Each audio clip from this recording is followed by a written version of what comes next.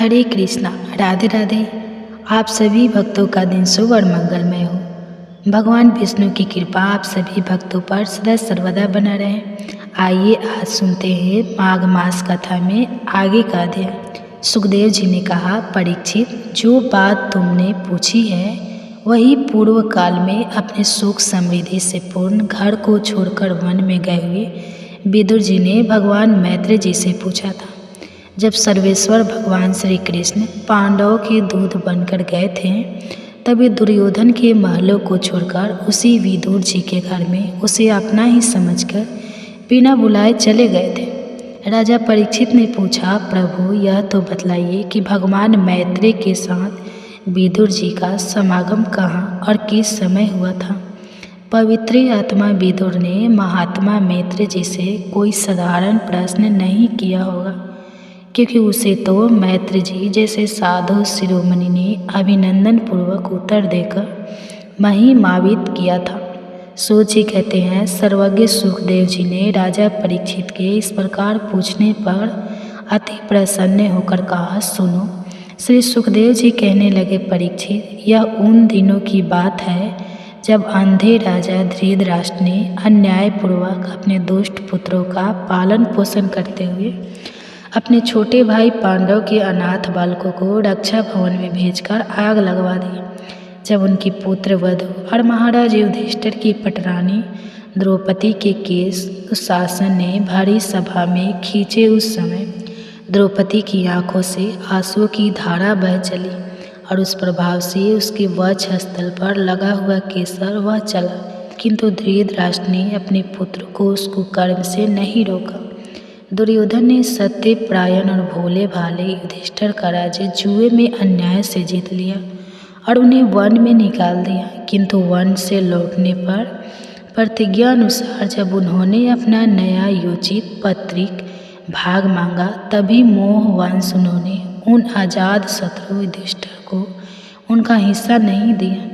महाराज युधिष्ठिर के भेजने पर जब जगत गुरु भगवान श्री कृष्ण ने कौरवों की सभा में हित भरे मधुर सुमधुर वचन कहे, जो भीष्मादि सज्जनों को अमृत से लगे, पर कुरुराज ने उनके कथन को कुछ भी आदर नहीं किया। देते कैसे, उनके तो सारे पुण्य नष्ट हो चुके थे। फिर जब सलाह के लिए विदुर जी को बुलाया गया तब मंत्रियों में श्रेष्ठ विदुर जी ने राज्य भवन में जाकर बड़े भाई धृतराष्ट्र के पूछने पर उन्हें वह सम्मति दी, जिसे नीति शास्त्र के जानने वाले पुरुष विदुर नीति कहते हैं। उन्होंने कहा, महाराज, आप आजाद शत्रु महात्मा युधिष्ठिर को उनका हिस्सा दे दीजिए। वे आपके न सहने योग्य अपराध को भी सह रहे हैं। भीम रूप काले नाग से तो आप भी बहुत डरते हैं।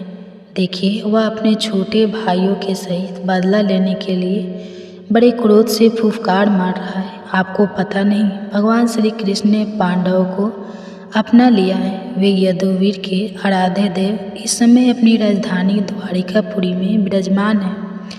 उन्होंने पृथ्वी के सभी बड़े बड़े राजाओं को अपने अधीन कर लिया है तथा ब्राह्मण और देवता भी उन्हीं के पक्ष में है, जिसे आप पुत्र मानकर पाल रहे हैं तथा जिसकी हाँ में हाँ मिलाते जा रहे हैं। उस दुर्योधन के रूप में तो मूर्तिमान दोषी आपके घर में घुसा बैठा है। यह तो साक्षात भगवान श्री कृष्ण से द्वेष करने वाला है। इसी के कारण आप भगवान श्री कृष्ण के विमुख होकर श्रीहीन हो रहे हैं। अतः यदि आप अपने कुल की कुशल चाहते हैं तो इस दुष्ट को तुरंत ही त्याग दीजिए। विदुर जी का ऐसा सुंदर था कि साधु जन भी उसे प्राप्त करने की इच्छा करते थे, किंतु उनकी यह बात सुनते ही कर्ण, दुशासन और शकुनि के सहित दुर्योधन के होठ अत्यंत क्रोध से फड़कने लगे और उसने उनका तिरस्कार करते हुए कहा, अरे इस कुटिल दासी पुत्र को यहाँ किसने बुलाया है? यह जिनके टुकड़े खा खाकर जीता है उन्हीं के प्रतिकूल होकर शत्रु का काम बनाना चाहता है। इसके प्राण तो मत लो, परंतु इसे हमारे नगर से तुरंत बाहर निकाल दो। भाई के सामने ही कानों में बाण के समान लगने वाले इन अत्यंत कठोर वचनों से मोहित होकर फिर विदुर जी ने कुछ बुरा ना माना और भगवान की माया को प्रबल समझकर अपना धनुष राजद्वार पर रख दिया वे हस्तिनापुर के चल दिए। कौरव को बिंदु जैसे महात्मा बड़े पुण्य से प्राप्त हुए थे। वे हस्तिनापुर से चलकर पुण्य करने की इच्छा से भूमंडल में तीर्थपात भगवान के क्षेत्रों में विचर लगे, जहाँ श्री हरि, ब्रह्मा, रुद्र, आनंद आदि अनेकों मूर्तियों के रूप में विराजमान हैं। जहाँ जहाँ भगवान की प्रतिमाओं से सुशोभित तीर्थ स्थान, नगर, पवित्र वन, पर्वत, निकुंज और निर्मल जल से भरे हुए नदी, सरोवर आदि थे, उन सभी स्थानों में वे अकेले ही विचर रहे थे। अवधूत वेश में स्वच्छता पूर्वक पृथ्वी पर ही चढ़ते थे, जिससे आत्मीय जन उन्हें पहचान न सके। वे शरीर को सजाते न थे, पवित्र और साधारण भोजन करते, शुद्ध वृत्ति से जीवन निर्वाह करते, प्रत्येक तीर्थ में स्नान करते, जमीन पर सोते और भगवान को प्रसन्न करने वाले व्रतों का पालन करते रहते थे।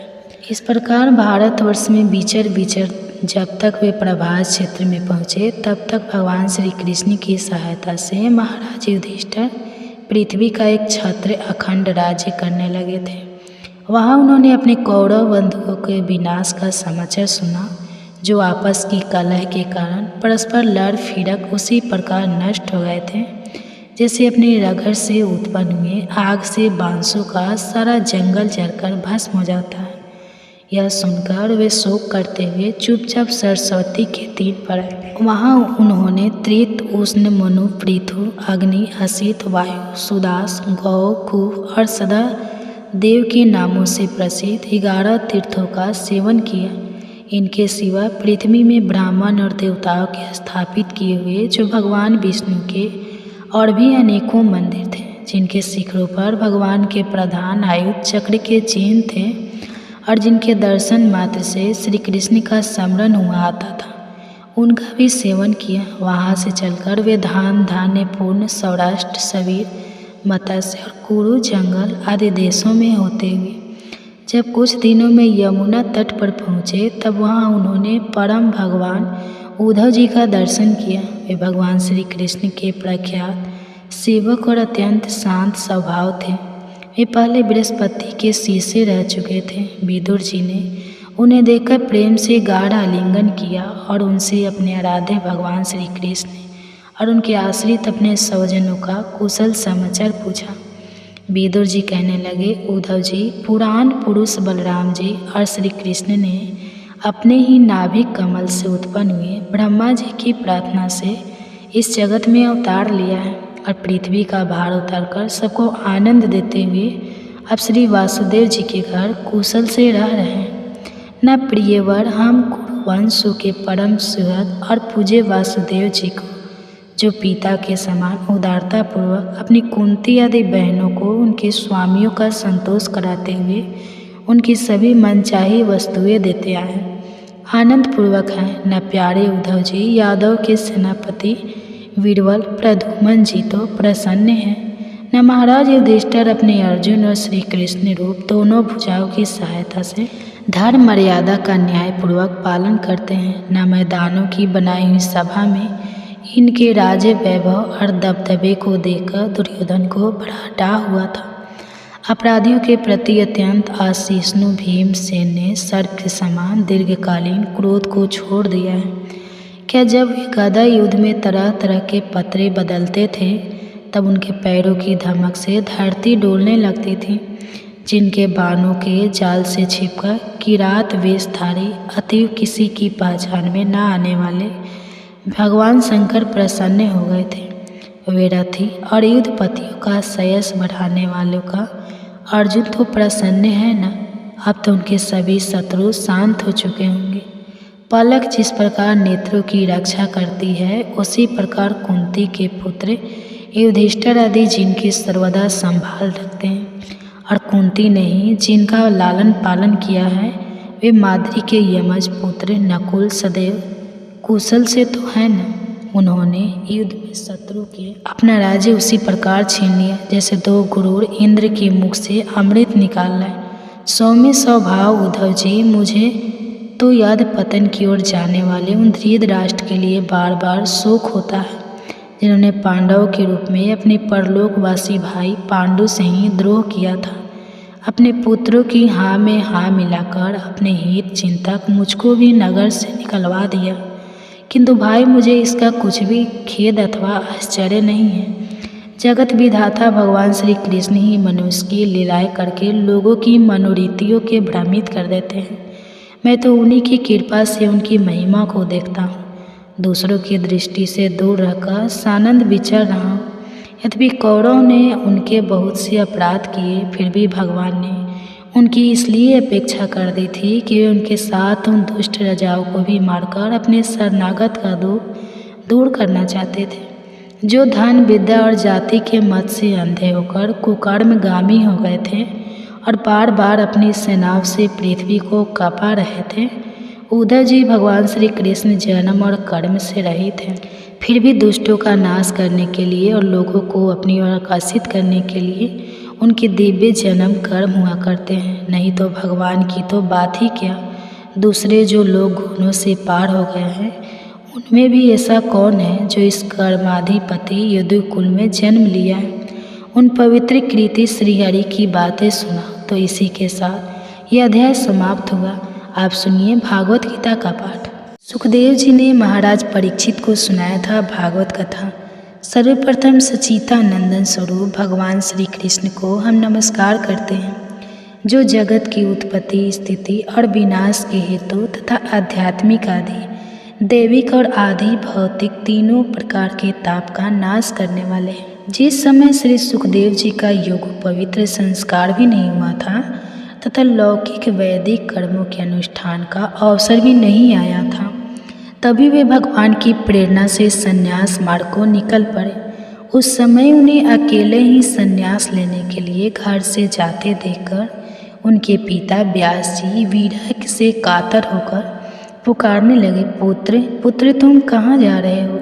उस समय सुखदेव जी अपने वैराग्य ध्यान में तन्मय थे। उनके तन्मय होने के कारण उस समय वृक्षों ने श्री सुखदेव जी की ओर से उत्तर दिया था।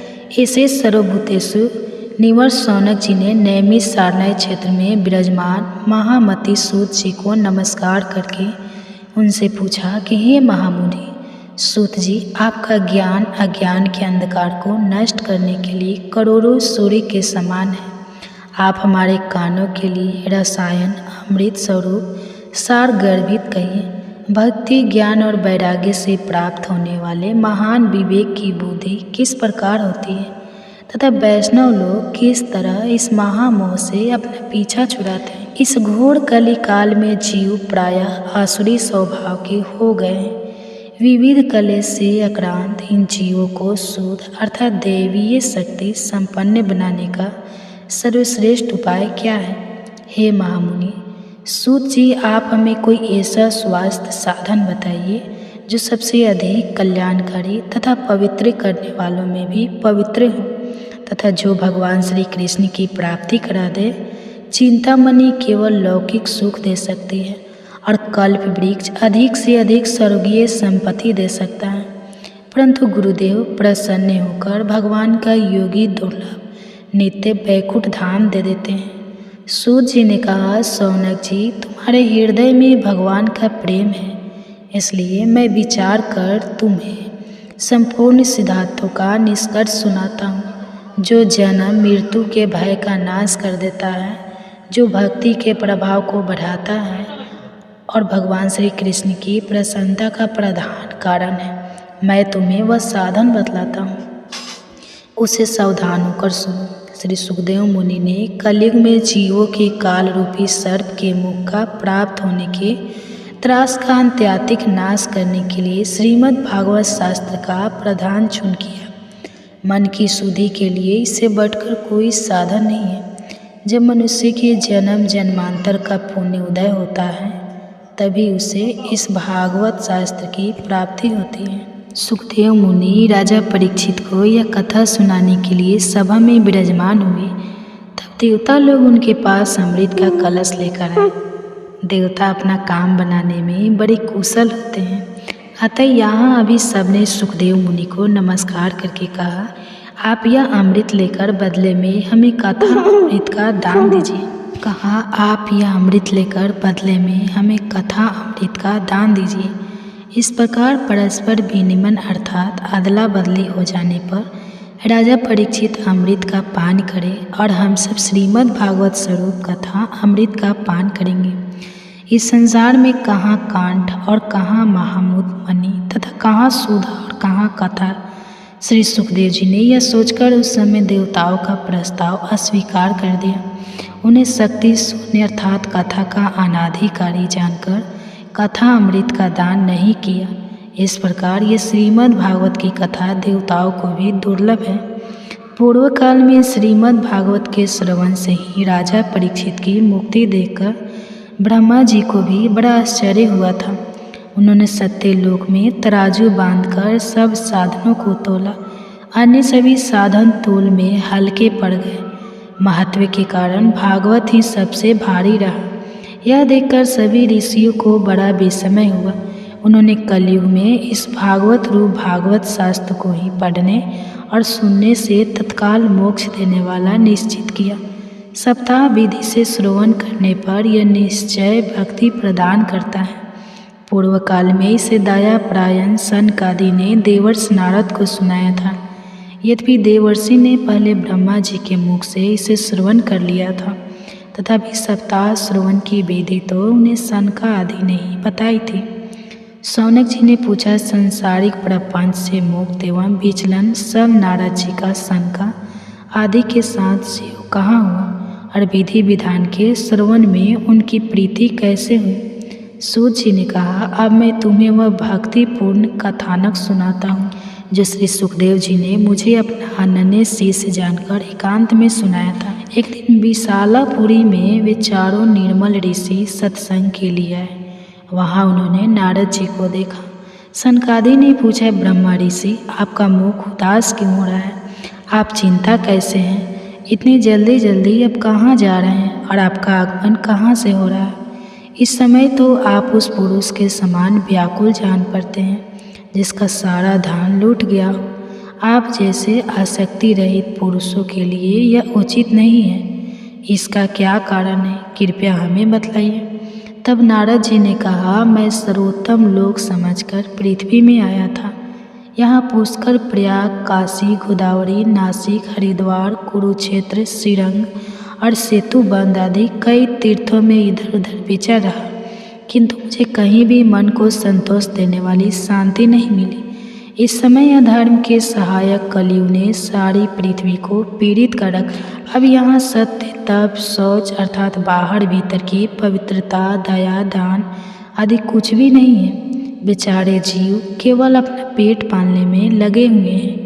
वह सत्यभाषी, आलसी, मंदबुद्धि, भाग्यहीन, उपद्रवग्रस्त हो गए। जो साधु संत कहे जाते हैं वे पूरे पाखंडी हो गए। देखने में तो वे वीरक है, किंतु स्त्री धन आदि सभी की लालसा करते हैं। लोभ के वशीभूत होकर लोग कन्या विक्रय करते हैं और स्त्री पुरुषों में कल मचा रहता है। महात्माओं के आश्रम, तीर्थ और नदियों पर यौनों अर्थात अधर्मों का अधिकार हो गया है। उन दुष्टों ने बहुत से देवालय भी नष्ट कर दिए हैं। मैं इस समय यहाँ न योगी हैं, न सिद्ध है, न ज्ञानी है और न कोई सत्कर्म करने वाला ही है। सारे साधन इस समय कली रूप दावानल से जलकर भस्म हो गए। इस कलयुग में सभी क्रय विक्रय में लगे हैं। ब्राह्मण लोग पैसा लेकर वेद पढ़ाते हैं और स्त्री पुरुष उपभव जलीय। सुनिए, वहाँ मैंने एक बड़ा आश्चर्य देखा। वहाँ एक युवती स्त्री खीन मन से बैठी थी। उसके पास दो वृद्ध पुरुष अचेत अवस्था में बड़े जोर जोर से सांस ले रहे थे। वह तरुणी उनकी सेवा करती हुई कभी उन्हें चेत कराने का प्रयास करती और कभी उनके आगे रोने लगती थी। वह अपने शरीर के रक्षक परमात्मा को दसों दिशाओं में देख रही थी। उसके चारों ओर सैकड़ों उसे पंखा झड़ रही थी और बार बार समझाती जाती थी। दूर से यह सब चरित्र देखकर मैं कौतूहलवश उसके पास चला गया। मुझे देखकर वह युवती खड़ी हो गई और बड़ी व्याकुल होकर कहने लगी, सुनिए महात्मा जी, क्षण भर यहाँ ठहर जाइए और मेरी चिंता को भी दूर कर दीजिए। ऐसा प्रतीत हो रहा है कि आपका दर्शन तो संसार के सभी पापों को सर्वथा नष्ट कर देने वाला है। आपके वचनों से मेरे दुख की भी बहुत कुछ शांति हो जाएगी, ऐसा मुझे अनुभव हो रहा है। मनुष्य का जब महान भाग्य होता है तभी आपके दर्शन हुआ करते हैं। तब नारद जी कहते हैं, तब मैंने उस स्त्री से पूछा, हे देवी, तुम कौन हो? यह दोनों पुरुष तुम्हारे क्या लगते हैं? और तुम्हारे पास यह कमल नयनी देवियाँ कौन है? तुम हमें विस्तार से अपने दुख का कारण बताओ। युवती ने कहा, मेरा नाम भक्ति है।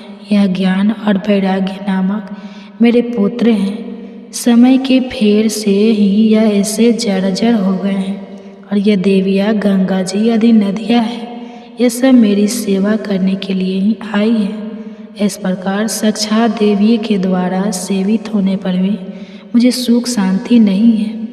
हे तपोधन, आप ध्यान देकर मेरा वृत्तांत सुनिए। मेरी कथा वैसे तो प्रस है, फिर भी उसे सुनकर आप मुझे शांति प्रदान करें। श्री कृष्ण कहते हैं, हे अर्जुन, सभी मानव ईश्वर की संतान है। मनुष्य मेरा विशुद्ध अंश है, उतना ही पावन जितना भगवान। दो भेदभाव, छुआछूत, कैसे? सुख रहित क्षण भूकंप, किंतु दुर्लभ मानव तन को पाकर मेरा भजन कर, अर्थात भजन का अधिकार मनुष्य सिरधारी है। कृष्ण कहते हैं, हे अर्जुन, मनुष्य केवल दो प्रकार के हैं, देवता और असुर। जिसके हृदय में दैवी संपत्ति कार्य करती है वह देवता है, तथा जिसके हृदय में आसुरी संपत्ति कार्य करती है वह असुर है। तीसरी कोई अन्य जाति सृष्टि में नहीं है। वास्तव में मनुष्य का स्वभाव इन्हीं दो प्रकारों का है। जैसी वृत्ति वैसा ही वह मनुष्य है। मुझे भजकर लोग स्वर्ग तक की कामना करते हैं, मैं उन्हें देता हूँ, अर्थात सब कुछ एक परमात्मा से सुलभ है। मांगना ही है तो भगवान से मांगो। इंद्र से स्वर्ग मांगोगे तो वह कदापि नहीं देगा। जब जब उसे लगा कि कोई महर्षि उसका पद लेना चाहता है तो उसने विघ्न ही डाला। किसी साधारण दुकानदार से मांगोगे तो वह बहुत देगा, मुट्ठी दो मुट्ठी देगा। जिस दिन उसकी गद्दी मांगोगे वह भगा देगा।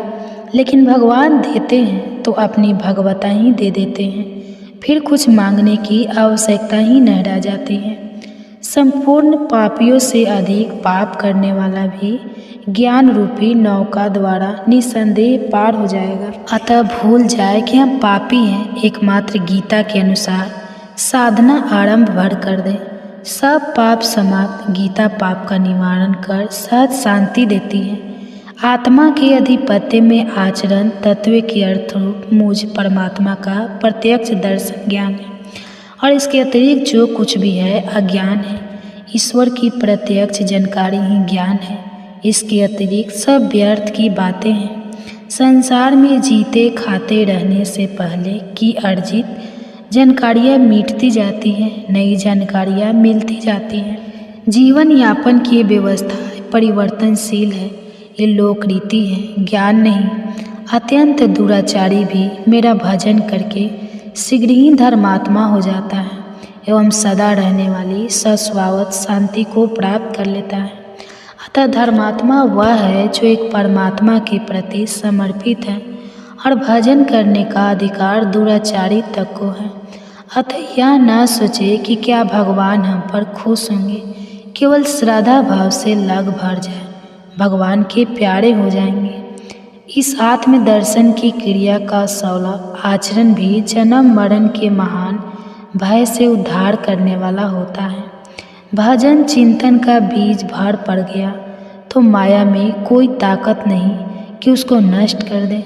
इस जन्म में जहाँ तक साधन हुआ है, अगले जन्म में उसी बुद्धि सहयोग को अनायास प्राप्त कर लेता है।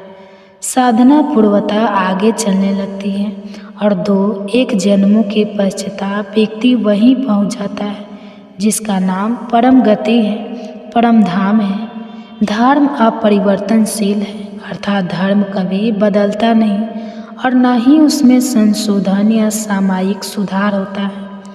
यह तो गीता को न जानने से लोग धर्म बदल गया, धर्म नष्ट हो गया कहते रहते हैं। धर्म का उतार चढ़ाव मन और बुद्धि के संयम पर निर्भर करता है। खान पान या रहन सहन पर नहीं। भगवान ने कहा, अर्जुन, ईश्वर सर्वभूताना व ईश्वर सभी भूत अर्थात मानव मात्र के हृदय में रहता है। जब भगवान इतना समीप रहते हैं तो हम देखते क्यों नहीं? माया रूपी यंत्र में आरूढ़ होकर भ्रमवश लोग भटकते ही रहते हैं, इसलिए नहीं देख पाते। ईश्वर हृदय में है तो शरण किसकी जाए? उन्हें ढूंढे कहाँ? अगले ही श्लोक में कहते हैं, संपूर्ण भाव से उस हृदयस्थ एवं परमात्मा की शरण में जाओ, जिससे कि कृपा से तू परम शांति शाश्वत परम धाम को प्राप्त होगा। और मनुष्य को चाहिए भी क्या? इसलिए भजन एक परमात्मा का ही करना चाहिए। जब ईश्वर हृदय में है तो बाहर तीर्थ यात्राओं में प्रतीकों में ढूंढने से वह कैसे मिलेगा? यह केवल आडंबिक श्राद्धा स्थली है। भगवान को खोजने की जगह सबका अपना अपना हृदय है और गीता के अनुसार खोजने का तरीका समर्पण के साथ भगवान का सुमिरन है। संपूर्ण इंद्रियों के व्यापार को, मन की चेष्टाओं को ज्ञान से प्रकाशित हुए आत्मा के संयम रूपी योगाग्नि में हवन करते हैं। यहाँ आग नहीं जलती, लेकिन जिस प्रकार आग में डालने से हर वस्तु भस्म हो जाती है, उसी प्रकार संयम भी अग्नि की तरह है, जिससे इंद्रियों का सारा बहिर्मुखी प्रभाव भस्म हो जाता है। यहाँ अग्नि एक उदाहरण मात्र है। आग जलाकर पूजा करने का कोई विधान गीता में नहीं बताया गया है। बहुत से योगी श्वास को प्रश्वास में हवन करते हैं और बहुत से प्रश्वास को श्वास में। इससे उन्नत अवस्था होने पर अन्य श्वास प्रश्वास की गति रोककर प्राणायाम हो जाते हैं। इस प्रकार योग साधना की विधि विशेष का नाम यज्ञ है। उस यज्ञ को कार्य रूप देना कर्म है। कर्म माने आराधना, कर्म माने चिंतन। इसके अतिरिक्त जो कुछ भी किया जाता है वह कर्म इसी लोक का बंधन है। इस प्रकार बहुत से यज्ञ जैसे श्वास का प्रश्वासन में हवन, प्रवास का श्वास में हवन, श्वास प्रश्वास का निरोध कर प्राणायाम के प्राणायाम होना इत्यादि यज्ञ जिस आचरण से पूर्ण होते हैं उस आचरण का नाम कर्म है। कर्म माने आराधना, कर्म माने चिंतन, योग साधना पद्धति का नाम यज्ञ है। इस यज्ञ को क्रियान्वित करना कर्म है। विक्रम का अर्थ विकल्प शून्य कर्म है। प्राप्ति के पश्चात महापुरुषों के कर्म विकल्प शून्य होते हैं। आत्मस्थित, आत्मतृप्त, आत्मकाम महापुरुषों के न तो कर्म करने से कोई लाभ है और न छोड़ने से कोई हानि ही है, फिर भी वे पीछे वालों के हित के लिए कर्म करते हैं। ऐसा कर्म विकल्प शून्य है, विशुद्ध है और यही कर्म विकर्म कहलाता है। यज्ञ न करने वालों को दोबारा मनुष्य शरीर भी नहीं मिलता, अर्थात यज्ञ करने का अधिकार उन सबको है जिन्हें मनुष्य शरीर मिला है। अब दुनिया में आप चाहे जहाँ जन्मे हो, गीतोक्त साधनात्मक यज्ञ करने का अधिकार आप सबको भली प्रकार है। इसलिए आज से अभी से गीता में बताई हुई विधि से यज्ञ साधना कर सकते हैं, जिसका परिणाम है अमृत का भोजन।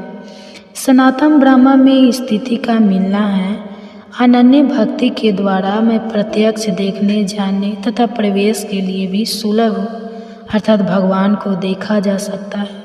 यह कोई अंधविश्वास नहीं है। भगवान को देखने वाले सदैव रहे हैं। इस अविनाशी आत्मा को कोई विरला महापुरुष ही आश्चर्य की तरह देखता है, आश्चर्य की तरह उपदेश करता है और कोई विरला ही से आश्चर्य की तरह सुनता है, अर्थात यह प्रत्यक्ष दर्शन है। गीतोक्त साधन करें, स्वाध्याय करें तो आप और सबके लिए यह दर्शन सुलभ है। यह आत्मा सर्वव्यापक, अचल, स्थिर रहने वाला और सनातन है। आत्मा ही सत्य है। यदि उस सनातन के प्रति हम श्रद्धावान नहीं हैं तो अभी हम सनातन धर्मी नहीं हैं। सनातन धर्म के लिए यदि विकल्प है तो प्रत्याशी अवश्य है। ब्रह्मा और उसमें निर्मित सृष्टि, देवता और दानव दुखों की खानी, क्षण भंगुर और नश्वर है। इनमें से कहीं पूजा करना आरंभ की तो आप नश्वर की पूजा कर रहे हैं। अतः पूजा एक परमात्मा की करनी चाहिए। कामनाओं से जिनकी बुद्धि आक्रांत है, ऐसे मंद बुद्धि की परमात्मा के अतिरिक्त अन्य देवताओं की पूजा करते हैं। देवताओं को पूजने वाला मेरे ही पूजा करता है, किंतु वह पूजन अविधि पूर्वक है, इसलिए नष्ट हो जाता है। अपनी समझ से तो आदमी सर्वशक्तिमान को ही ढूंढ रहा है, उसे विधि नहीं मालूम है, अविधि पूर्वक है, इसलिए उसका पूजन व्यर्थ चला जाता है, वह नष्ट हो जाता है। भगवान ने कहा, अर्जुन, यह पुरुष श्रद्धामय है, ऐसा कोई पुरुष नहीं है जिसमें श्रद्धा न हो। यही कारण है कि शास्त्र विधि को त्याग कर भजने वाले सात्विकी श्रद्धा वाले देवताओं को, राजस पुरुष यक्ष राक्षसों को और तामस पुरुष भूत प्रेतों को पूजते हैं, किंतु वे शारीरिक रूप से स्थित भूत समुदाय और अंतर्यामी रूप में स्थित मुझ परमात्मा को क्रीस करने वाले हैं। उनको तू असुर जान, अर्थात देवताओं को पूजने वाले भी असुरी वृत्ति के अंतर्गत हैं। इन सबको असुर ही समझो। अ माने नहीं, सुर माने देव, अर्थात वे परम देव परमात्मा के देवत्व से वर्णित हैं। उन्हें परमात्मा के विपरीत दिशा वाला समझो। इतना ही आशय है। असुर का मतलब यह नहीं कि लंबे लंबे दांतों या बड़ी सींगों वाले कोई विचित्र जीव होते होंगे जो यज्ञ की नियत विधि छोड़ कल्पित विधियों से यजन करते हैं। वे ही क्रूर कर्मी पापाचारी तथा मनुष्य के अधर्म हैं। अन्य कोई अधम नहीं है, साधना है नहीं, और कहते हैं कि यही साधना है। ऐसे दंभाचारी ही अधम है। गीता प्रत्यक्षदर्शी महापुरुष इस पद को अविनाशी कहते हैं। वितराग महात्मा जिसमें प्रवेश के लिए यत्नशील रहते हैं, जिसे चाहने वाले ब्रह्मचर्य आदि कठोर व्रतों का पालन करते हैं, वह पद मैं तुझे संक्षेप से कहूँगा। इंद्रियों के संपूर्ण दरवाजों को संयमित कर, मन को हृदय देश में स्थिर कर, योग विधि से अंतःकरण के व्यापार को निरुद्ध कर, जो पुरुष जो अक्षय ब्रह्मा का परिचायक है, इसका जप तथा मुझ एक परमात्मा का ध्यान करते हुए दोहाध्यास का त्याग कर जाता है, वह परम गति को प्राप्त हो जाता है। यदि शरीर त्याग का अर्थ देहांत होता तो परम गति कौन प्राप्त करता? जब तक गुण है, संस्कार है, एक शरीर के बाद दूसरा मिलता है। मन के निरोध के साथ ही शरीरों का त्याग इसी जीवन में प्राप्त होता है। गीता का प्रथम प्रश्न धर्म है। अर्जुन, कुल धर्म, जाति धर्म इत्यादि के विनाश की आशंका से व्यर्थित था, किंतु भगवान ने समाधान करते हुए कहा, अर्जुन, अस्त वस्तु का अस्तित्व नहीं है और सत का तीनों कालों में अभाव नहीं है। परमात्मा ही स्वस्वाद परम सत्य, अजर, अमर, अपरिवर्तनशील और सनातन पुरुष है, किंतु वह परमात्मा अचिंत्य है, चित्त की तरंगों से परे हैं। चित्त का निरोध करके उस सनातन परमात्मा को पाने की विधि विशेष का नाम यज्ञ है। उस यज्ञ को कार्य रूप देना कर्म है और इस कर्म का आचरण ही धर्म है। आपका दायित्व है धार्मिक उथल पुथल को छोड़ एकमात्र मेरी शरण हो जा, अर्थात एक भगवान के प्रति पूर्ण समर्पण धर्म का मूल है। उस प्रभु को पाने की नियत विधि का आचरण ही धर्माचर है, और जो उसे करता है वह अत्यंत पापी भी शीघ्र धर्मात्मा हो जाता है। गीता इस अध्याय, इस धर्ममय अमृत का जैसे जैसे कहा गया, ठीक वैसा ही श्रद्धा से युक्त और मेरे परायण होकर जो आचरण करता है, वह भक्तों में भी अति उत्तम भक्त मुझे मान्य है। स्पष्ट हुआ कि पूरी की पूरी गीता धर्ममय अमृत है। अमृत तत्व आत्मा को विदित करने वाला शास्त्र है। गीता में भगवान ने कहा कि यह गोपनीय से भी अति गोपनीय शास्त्र मेरे द्वारा कहा गया। इसे जानकर तुम लोक में समृद्धि और कैवल्य ज्ञान प्राप्त कर लोगे। गीता के अतिरिक्त अन्य कोई विधि नहीं है।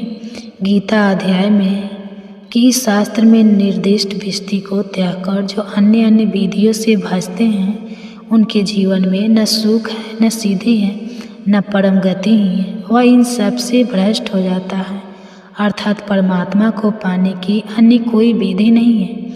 इसलिए भगवान कहते हैं कि अर्जुन, तुम्हारे कर्तव्य और अकर्तव्य की व्यवस्था में यह शास्त्र ही प्रमाण है। अस्तु गीता प्रभु के श्रीमुख की वाणी और मानव का आदि धर्मास्त्र है। इस अविनाशी ब्रह्मा का, अमृत का, शाश्वत धर्म का और अखंड एकरस आनंद का मैं ही आश्रय हूँ, अर्थात परमात्मा स्थित सद्गुरु ही इन सबका आश्रय है। गीता के अनुसार आयु, बुद्धि, बल, आरोग्य, सुख और प्रीति को बढ़ाने वाला, रसिक, चिकना और स्थिर रहने वाला, स्वभाव से प्रिय लगने वाला भोज्य पदार्थ सात्विक पुरुष को प्रिय होता है। कड़वे, खट्टे, अधिक नमकीन, अत्यंत गर्म, तीखे, रूखे, अहंकार, दुख, चिंता तथा रोगों से उत्पन्न करने वाले आहार राजसी पुरुष को प्रिय होते हैं। देर का बना हुआ रस रहित, अर्थात शरीर को जिन रसों की आवश्यकता है उनसे रहित, दुर्गंधयुक्त, बासी, उच्छिष्ट अर्थात झूठा और अपवित्र भोजन तामसी पुरुष को प्रिय होता है। अतः भोजन के लिए कहीं किसी खाद्य पदार्थ को उचित अनुचित कहने की आवश्यकता नहीं है। जलवायु, परिवेश तथा देश काल के अनुसार जो भोजन उपलब्ध हो, स्वभाव को प्रिय तथा जीवन शक्ति प्रदान करने वाला हो, वही उचित है। वस्तु सात्विकी, राजसी या तामसी नहीं होती, उसका प्रयोग सात्विकी, राजसी अथवा तामसी होता है।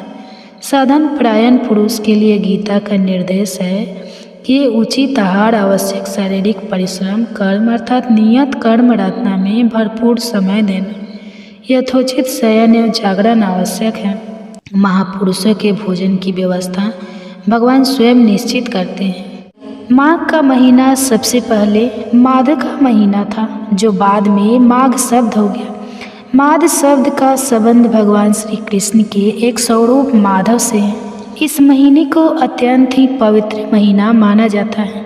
माघ महीने में संगम पर कल्पवास किया जाता है, जिससे भक्तों के शरीर और आत्मा का नवीनीकरण हो जाता है। साल 2025 में पौष पूर्णिमा 13 जनवरी दिन सोमवार को है और इसी दिन से माघ स्नान भी प्रारंभ हो जाएगा। माघ मास इस बार प्रारंभ होगा 14 जनवरी 2025 से और माघ मास की समाप्ति होगी 12 फरवरी को। माघ मास में तुलसी जी का पूजन करने से सभी पुण्य की प्राप्ति होती है। इस मास में गरीब और ज़रूरतमंदों को कंबल और गर्म कपड़ों का दान करना चाहिए। इसके अलावा माघ के महीने में काले तिल, अन्न, वस्त्र और धन का दान भी फलदायी होता है। माघ महीने में किसी का भी अपमान ना करें, ना ही किसी को अपशब्द कहें, तामसिक चीज़ों से दूरी बनाए रखें, मांस मदिरा का भूल कर भी सेवन ना करें और इस मास में श्रीमद् भागवत गीता का पाठ, गंगा स्तोत्र और गंगा स्तुति और श्रीमद् भागवत महापुराण की कथाओं को सुनने से अनंत गुना पुण्य की प्राप्ति होती है। श्री हरि विष्णु जी और भगवान श्री कृष्ण की कृपा प्राप्त करने के लिए और इस जीवन मरण के चक्र से मुक्त होने के लिए माघ स्नान और माघ मास की ये कथाएं बहुत ही पवित्र मानी जाती हैं।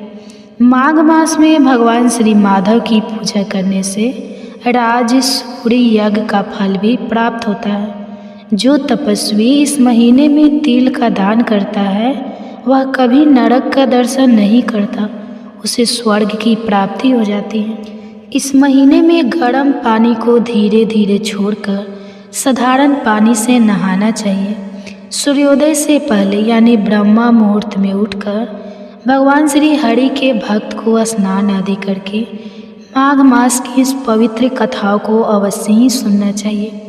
श्री कृष्ण की पूजा के समय उन्हें पीले पुष्प अर्पित करें। मंजरी, माखन, मिश्री और पंचामृत का उन्हें भोग अर्पित करें और साथ में तुलसी दल भी जरूर मिलाएं। इसके साथ उनके मंत्रों का जाप करें। इस महीने में तिल और गुड़ का प्रयोग विशेष ही लाभ का होता है।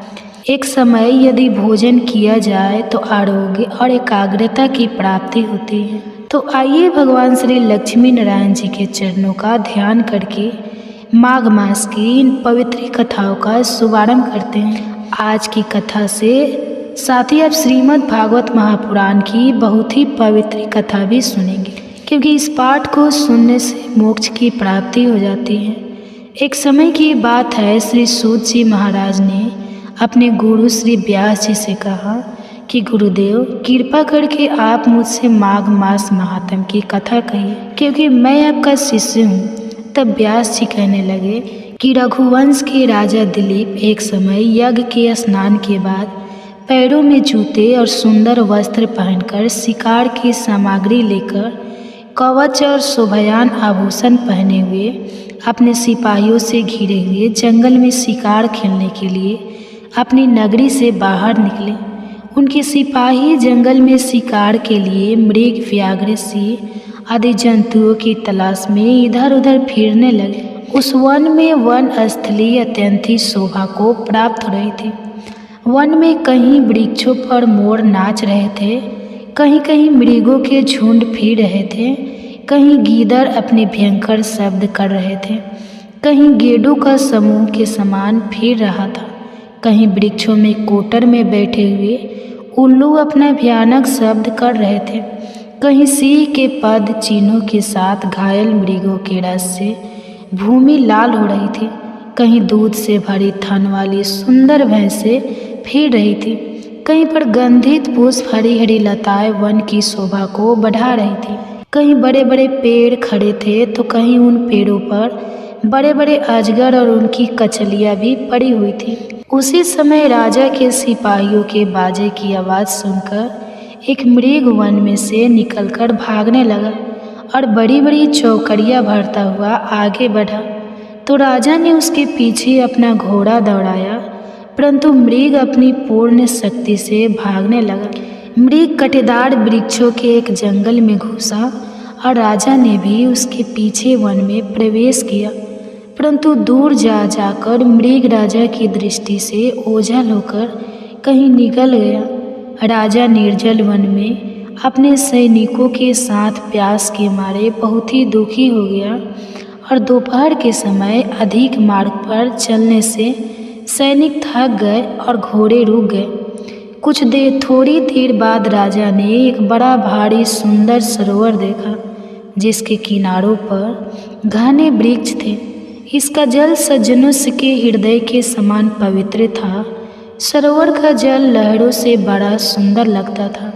जल में अनेकों प्रकार के जल जंतु, मछलियाँ आदि स्वच्छता से इधर उधर फिर रही थी। दुष्टों के समान निर्दय मन वाले मगरमच्छ भी थे। किसी किसी जगह लोभी के घर के समान समाल भी पड़ी हुई थी, जैसे विपत्ति में पड़े हुए लोगों के दुखों को हरने वाले दानी पुरुष के समान यह सरोवर अपने जल से सबको सुखी करता था, जैसे मेघ चालक के दुख को हरता है। इस सरोवर को देखकर राजा की थकावट दूर हो गई। रात्रि को राजा ने वही विश्राम किया और सैनिक पहरा देने लगे और चारों तरफ फैल गए। राजा के अंतिम समय में सूख के एक झुंड ने आकर अंतिम समय में पानी पिया और कमल के झुंड के पास आया। तब शिकारियों ने सावधान होकर सूकर पर आक्रमण किया और उनको मारकर पृथ्वी पर गिरा दिया। उस समय जब शिकारी कोलाहल करते हुए बड़ी प्रसन्नता के साथ राजा के पास गए और राजा प्रभात हुआ देखकर उनके साथ ही अपनी नगरी की तरफ चल पड़ा। रास्ते में राजा ने एक तपस्वी को देखा, जिसका शरीर तपस्या और नियम के कारण बिल्कुल सूख गया था, जो मृग छाला और वलकल पहने हुए था। राजा ने ऐसे घोर तपस्वी को देखकर बड़े आश्चर्य से उसको प्रणाम किया और हाथ जोड़कर खड़ा हो गया। तब तपस्वी ने राजा को कहा कि हे राजन, इस पुण्य शुभ माघ मास में इस सरोवर को छोड़कर तुम यहाँ से क्यों जाने की इच्छा करते हो? तब राजा कहने लगा कि महात्मय, मैं तो माघ मास में स्नान के फल को कुछ भी नहीं जानता। कृपा करके आप विस्तार पूर्वक मुझे बताइए। राजा के ऐसे वचनों को सुनकर तपस्वी ने जो कुछ भी कहा आगे कहा, इसका वर्णन आप अगले अध्याय में सुनेंगे। अब आप सुनेंगे श्रीमद् भागवत महापुराण की बड़ी ही पवित्र कथा। भागवत महापुराण की कथा सुनने से पहले आप यह जान लें कि भागवत पुराण को सुनने की परंपरा किस प्रकार प्रारंभ हुई। इसके पीछे एक पौराणिक कथा है। पौराणिक कथा के अनुसार श्रृंगी अपने पिता ऋषि शमी के आश्रम में अन्य ऋषि कुमारों के साथ रहकर अध्ययन कर रहे थे। एक दिन की बात है कि सब विद्यार्थी जंगल गए हुए थे और आश्रम में समीक ऋषि समाधि में अकेले बैठे हुए थे। तभी अचानक वहाँ प्यास से व्याकुल राजा परीक्षित पहुँचे। वह प्यास से बहुत व्याकुल थे और आश्रम में पानी खोजने लगे। जब उन्हें कहीं से पानी नहीं मिला तो उन्होंने समाधि में बैठे समी ऋषि को प्रणाम करके विनम्रता से कहा, मुझे प्यास लगी है, कृपया मुझे पानी दीजिए। राजा की 2-3 बार कहने पर भी ऋषि ने उन्हें कोई जवाब नहीं दिया और उन्हें बहुत बुरा लगा। और तो और उन्हें लगा कि ऋषि ध्यान का ढोंग कर रहे हैं। क्रोध में आकर राजा परीक्षित ने एक मरा सांप उठाकर ऋषि के गले में डाल दिया और वहाँ से चले गए। परंतु उन्हें आश्रम से जाते हुए एक ऋषि कुमार ने देख लिया और जाकर श्रृंग को इस बारे में खबर दी। सभी राजा के स्वागत के लिए आश्रम पहुँचे, परंतु जब तक सब पहुँचे राजा वहाँ से जा चुके थे और ध्यान में बैठे समीक ऋषि ने गले में मरा सांप पड़ा था। यह देखकर ऋषि श्रृंगी को बहुत क्रोध आया और उन्होंने हाथ में पानी लेकर परीक्षित को श्राप दे दिया कि मेरे पिता का अपमान करने वाले राजा परीक्षित की मृत्यु आज से 7वें दिन नागराज तक्षक के काटने से होगी। इसके बाद ऋषि कुमारों ने ऋषि समीक के गले से सांप निकाला, जिस बीच समीक की समाधि टूट गई। समीक ऋषि ने पूछा, क्या बात है? तब श्रृंगी ने सारी बात बताई। समीक बोले, बेटा, राजा परीक्षित के साधारण अपराध के लिए तुमने जो सर्प दंश के मृत्यु का भयंकर श्राप दिया है यह बहुत बुरा है, हमें यह शोभा नहीं देता। इसका मतलब यह है कि अभी तुझे ज्ञान प्राप्त नहीं हुआ। अब तू भगवान की शरण जा और अपने अपराध की क्षमा मांग। राजा परीक्षित को राजभवन पहुँचते पहुँचते अपनी गलती का एहसास हो चुका था। थोड़ी देर के बाद समीक ऋषि का एक शिष्य राजा परीक्षित के पास पहुँचा और उसने कहा, राजन, ब्रह्मा समाधि में लीन समीक ऋषि की ओर से आपका उचित सत्कार नहीं हो पाया, जिसका उन्हें बहुत दुख है। किंतु वह अपने बिना सोचे समझे जो मरे सांप को उनके गले में डाल दिया। इस कारण उनके पुत्र श्रृंगी ने आपको आज से 7वें दिन सांप काटने से मृत्यु का श्राप दे दिया है, जो असत्य नहीं होगा। इसलिए आप मेरी बात मानें तो 7 दिन तक अपना पूरा समय ईश्वर चिंतन में लगाएं, ताकि आपको मोक्ष की प्राप्ति हो सके। यह सुनकर राजा को संतोष हुआ कि मेरे द्वारा हुए अपराध के लिए मुझे उचित दंड मिलेगा। इसके बाद राजा परीक्षित व्यास पुत्र सुखदेव मुनि के पास पहुँचे और उन्हें भागवत कथा सुनाने के लिए कहा। सुखदेव जी ने परीक्षित को 7 दिन भागवत कथा सुनाई। इस प्रकार कहा जाता है कि तभी से श्रीमद् भागवत पुराण सप्ताह सुनने की परंपरा प्रारंभ हुई। तो आइए शुभारंभ करते हैं श्रीमद् भागवत पुराण की कथा। भाग में हमने सुना था कि स्वयं कामदेव और देवराज इंद्र पतिव्रता नारी शुक्ला के पतिव्रत की परीक्षा करने आते हैं, लेकिन उसमें वे निसफल हो जाते हैं। शुक्ला अपने धर्म त्याग, सतत और पतिव्रता धर्म के बल पर स्वयं की रक्षा करती है और फिर उसके बाद उसके जीवन में एक चमत्कार होता है। उसकी तपस्या का उसे फल प्राप्त होता है, और वह क्या है यह हम सुनेंगे हमारी आज की पौष मास भागवत महापुराण की कथा की इसी श्रृंखला की कड़ी में। तो चलिए आज की कथा आरंभ करते हैं। शुक्ला की कथा को आगे बढ़ाते हुए भगवान श्री विष्णु ने कहा, हे राजन, क्रूक वैसे सभी तीर्थों की यात्रा पूरी करके अपने साथियों के साथ आनंदपूर्वक अपने घर की ओर लौट रहा था। वे सोच रहे थे कि मेरा संसार में जन्म लेना सफल हो गया, मेरे सभी प्रीत स्वर्ग लोक में चले गए होंगे। जब वह इस प्रकार विचार कर रहे थे, उसी समय एक दिव्य रूपधारी विशाल काय पुरुष उनके सामने प्रकट हुआ। उसके साथ क्रूक के पिता और पितामह भी प्रत्यक्ष रूप से उसने बांध कर रखा हुआ था। और फिर उस पुरुष ने क्रूक से कहा, हे वैश्य, तुम्हारा पुण्य उत्तम नहीं है, तुम्हें तीर्थ यात्रा का फल नहीं मिला है, तुमने व्यर्थ ही इतना परिश्रम किया। यह सुनकर क्रूक वैश्य आश्चर्यचकित रह गया और दुख से पीड़ित हो गए। उन्होंने पूछा, आप कौन हैं जो ऐसी बातें कर रहे हैं? मेरे पिता पितामह इन सब को आपने क्यों बांध कर रखा है और मुझे इस तीर्थ का फल क्यों नहीं मिला? तब उस महापुरुष के रूप में आए हुए स्वयं धर्म ने कहा, हे वैश्य, जो धार्मिक आचार और उत्तम व्रत का पालन करने वाली, श्रेष्ठ गुणों से विभूषित, पुण्य के अनुराग रखने वाली और पतिव्रता पत्नी को अकेले छोड़कर धर्म करने के लिए बाहर जाता है, उसका किया हुआ सारा धर्म व्यर्थ हो जाता है और उसमें कोई शय नहीं। जो सदा पतिव्रते का पालन करने वाली, सभी बातों को जानने वाली, ज्ञान को अनुराग में लेने वाली, ऐसी गुणवती पुण्यवंत नारी जिसकी पत्नी होती है, उसके घर में सदैव देवता निवास करते हैं। पितृ भी उसके घर में रहकर निरंतर उसके यश की कामना करते हैं।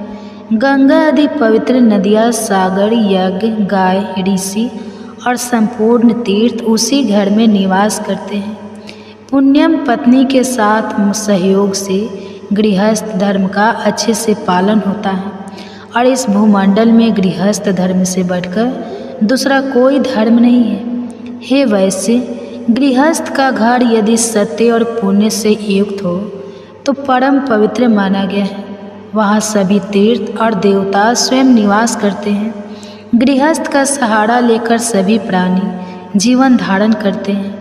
जिसके घर में साध्वी स्त्री होती है, उसके यहाँ मंत्र, अग्निहोत्र, संपूर्ण देवता, सनातन धर्म और दान तथा आचार सब उपस्थित रहते हैं। और इस प्रकार जो पत्नी से रहित होता है, उसका घर जंगल के समान है। वहाँ किए हुए यज्ञ और भांति भांति के दान भी सिद्धिदायक नहीं माने जाते। साध्वी पत्नी के समान कोई तीर्थ नहीं है, पत्नी के समान कोई सुख नहीं, और संसार से ताड़ने के लिए, कल्याण साधन के लिए पत्नी के समान कोई पुण्य नहीं। जो भी मनुष्य अपने धर्म प्रायण सती पत्नी को छोड़कर चला जाता है, वह मनुष्य में सबसे अधम माना गया है। कड़े धर्म का परित्याग करके तुम्हें धर्म का फल कैसे मिल सकता है? अपनी पत्नी के साथ लिए बिना जो तुमने तीर्थ में श्राद्ध और दान किया है, उसी दोष के कारण तुम्हारे पूर्वज बांधे गए हैं। तुम चोर हो और तुम्हारे यह पितृ भी चोर हैं, क्योंकि उन्होंने लोलुपतावश तुम्हारा दिया हुआ श्राद्ध का अन्न खा लिया है। तुमने श्राद्ध करते समय अपनी पत्नी के साथ नहीं रखा था। जो सुयोग्य पुत्र श्राद्ध से युक्त होकर अपनी पत्नी के दिए हुए पिंड से श्राद्ध करता है, उसी से पियो को वैसी ही तृप्ति होती है जैसे अमृत पीने से पत्नी की गृहस्थ धर्म की स्वामिनी होती है।